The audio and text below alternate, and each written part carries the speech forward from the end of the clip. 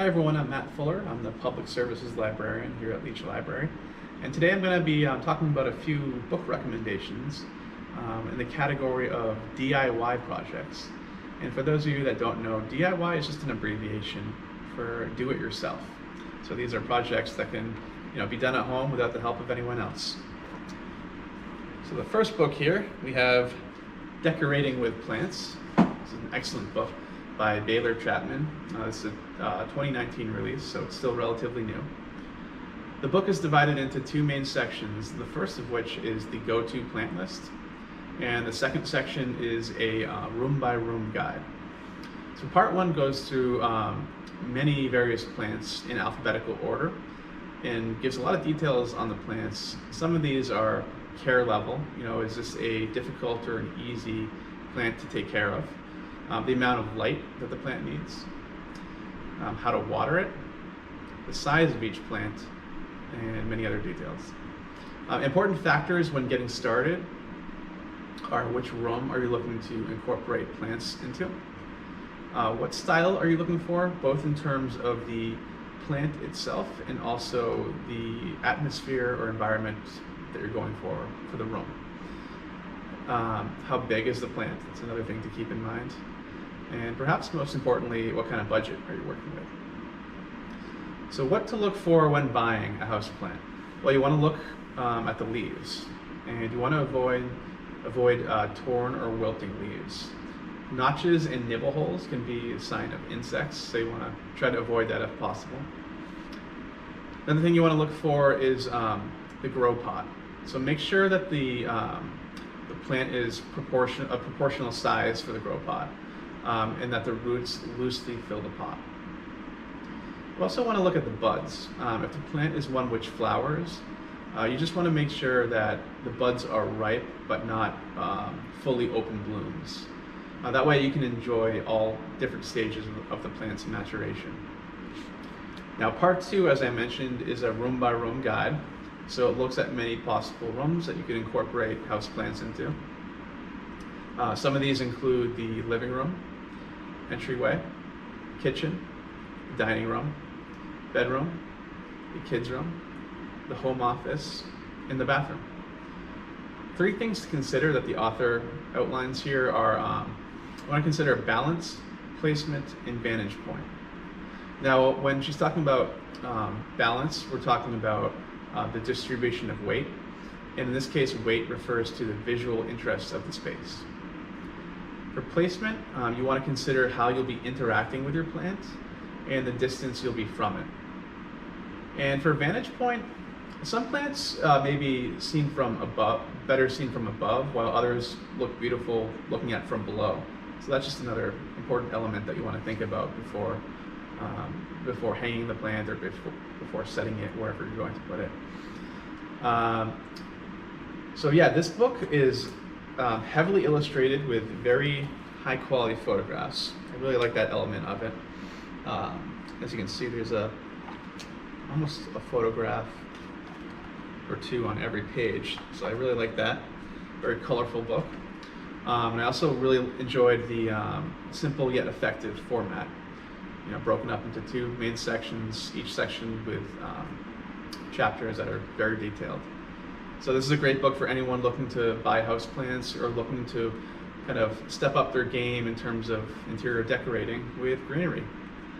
Excellent book, highly recommended. To book number two here.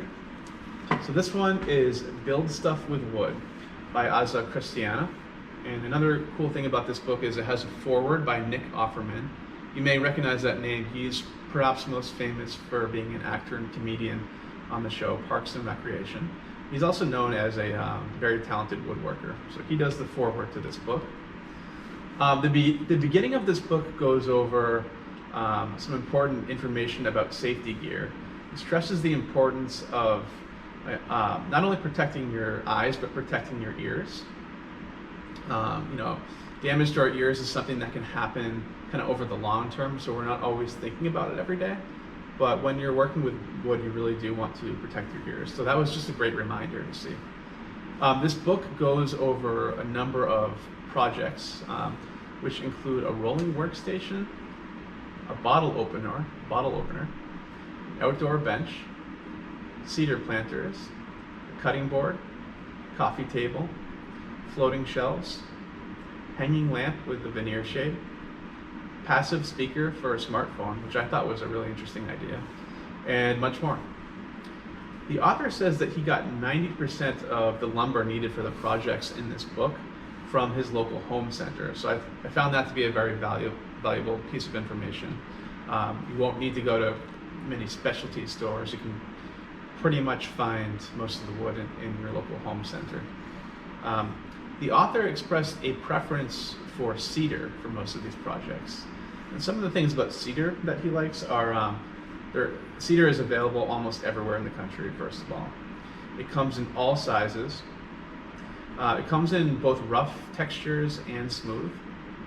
It resists rot for decades. Has a pleasant smell, which a lot of people line chests and closets with cedar, which I did not know.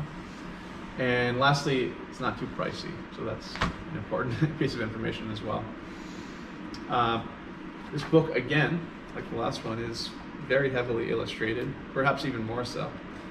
And the photos in this book range from showing different wood types to showing demonstrations of the projects at various levels or various stages of completion, and the types of tools you need to carry out these projects. So this is a great book for both beginning and intermediate woodworkers, as well as aspiring woodworkers. Highly recommend this. Woodworking, great summer project, but also great for any time of year. So that's a great one. And last but not least, we have this very famous book here, The Life-Changing Magic of Tidying Up by Marie Kondo. This is a 2014 release. It talks about really the art of being tidy, and in some ways I think being tidy is one of the ultimate DIY projects that many of us aspire to. So this book right here is broken up into 5 main sections, which are analyzing why you're having trouble keeping your house in order, tidying by category, discarding items, storing your possessions, and how tidying transforms your life is the final chapter, or the final section. For me personally, I found some of the most valuable information to be the section about tidying by category. So the idea with that is, instead of choosing specific rooms to tidy today, you might try a specific kind of item to tidy, like tidying your books, or your children's toys, or your clothes.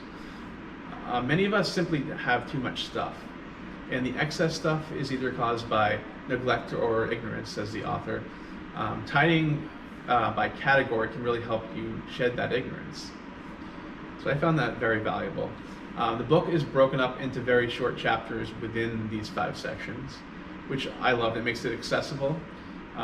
It leaves the reader wanting more at the end of each chapter. And the author combines practical advice with personal lived experience, both her own lived experience and that of her students, who have some great testimonials. The author really changed some lives. So that was great to hear the combination of practical advice with lived experience. It made for a compelling and inspiring read. So that's that one, The Life-Changing Magic of Tidying Up. I really recommend all 3 of these books in terms of DIY projects. So thank you very much for watching the video, and until next time.